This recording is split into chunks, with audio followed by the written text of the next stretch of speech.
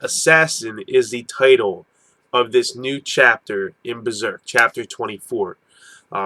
Obviously, there's probably going to be multiple parts to this, just like the other earlier chapters in Berserk. And this chapter begins the autumn hunt that the band of Hawk gets to accompany the king on and protect him, which the White Dragon Knights, native born to Midland, have been doing for generations, but now they are not. And this pisses Julius off to no end, as we see in the last chapter. In this chapter, the hunt has begun. They're chasing down like foxes and whatnot. At one point, Guts stops the fox, and we actually get to see Guts' thought on this. He thinks it's ridiculous that they should be aiding the king and protecting the king and accompanying, the king and the nobles as they play and fool around in the autumn hunt. And, Corcus runs his fucking mouth, like always, and says, "We fought on the dirty battlefield for years, this, that, and the other thing. We earned this privilege, blah, blah, blah, blah, blah. I'm a fucking asshole." I don't like Corcus. But I can see where he's coming from. They earned the rest and the relaxation that they have fought for over the years, basically. But Guts is like, man, nothing feels more natural to me unless I'm swinging this sword around. That's what feels natural to me. And that's when his name's like, you know what, man? Go ahead, go swing your sword by yourself somewhere. And he calls him a killing fool. And Guts kind of thinks about, what was said there. You can kind of see him thinking about it. And Casca's looking in on it. But then Casca looks up to Griffith and Charlotte. And we see Charlotte kind of almost surprised and worried that this fox was going to get shot by an arrow. But then it dodges it and she kind of seems relieved. And we see more interaction between Charlotte and Griffith in the form that, Griffith asks her, "Do you not like hunting?" And she's like, "This is the first time I've been to the hunting ground," because her father finally asked her to accompany him, and she thought it would be, rude if she didn't. And she says she'll never get used to hunting because it's cruel. And she says, just like war, she doesn't understand why men are more, they have little interest in anything more than shedding blood. And then this is when Griffith, smooth as a criminal, grabs a leaf off the tree and starts blowing on it. And I assume it makes some kind of whistle sound or musical sound. And that surprises her. And she grabs one and she can't do it. So Griffith teaches her. He's trying in some way to get close to her.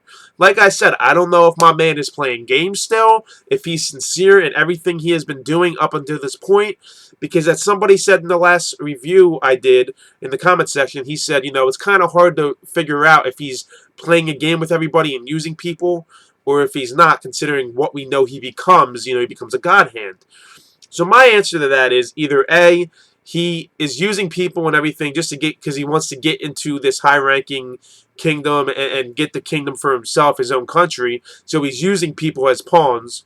Or he's not using the Band of the Hawk. He considers them all comrades and friends, but he's using other people within the kingdom to further his goals. And the whole God thing is just an unexpected turn of events. Something critical happens in the story or something like that.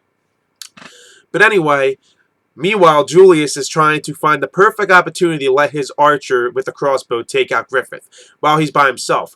Well, a hog gets pushed out of the bushes and hits Charlotte's horse, and she goes running off. And like a savior, quick thinking, Griffith goes after Charlotte and rescues her. And she actually laughs, and even though she's crying and whatnot, she actually says, "For the first time, I've never felt a shock like that. My heart is still pounding." And then she's like, "Oh, I shouldn't talk like that." And Griffith is trying to help her out and whatnot. And as the rest of the Band of the Hawk come in, that archer takes a shot at Griffith, and it hits him right in the chest. Like his heart. Boom! Right in his motherfucking chest. And that's where this chapter ends. Now, obviously, I don't think Griffith dies. Though, he does have a bayonet around his neck. So, if he got shot, and we've seen in earlier chapters that blood activates the bayonet, so maybe if he did get shot and it broke flesh, well, he did get shot, but it broke flesh, and it's in his body. Maybe that blood's going to activate the bayonet, and he's going to become a god hand or become an apostle or something. Or the bayonet took the shot just out of coincidence and luck, or maybe something else. You know, maybe it wasn't luck. I don't know. We'll see what's going to happen. But those are the only two options I could think of because we know Griffith isn't dead in the future.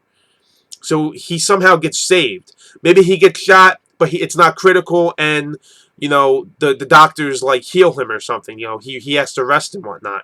You know somehow he's gonna be rescued. One of my theories is probably correct, but I don't know which one. Let me know your thoughts on my thoughts, guys. Let me know your thoughts on the chapter. Hit that like button if you feel I deserve it. Also, subscribe to the channel if you want to see more Berserk reviews, if you want to see any other anime manga content. I urge you to go check out my channel. I have everything organized in nice playlists for you to easily have access to and see if there's anything I do that you would enjoy and would like to see from me more. And if you do, then feel free to hit the subscribe button. That's all I have for you guys. This has been chapter 24 of Berserk, entitled Assassin. Griffith, are you gonna rip? I don't know, man. Alright, I'll catch you guys in the next Berserk review.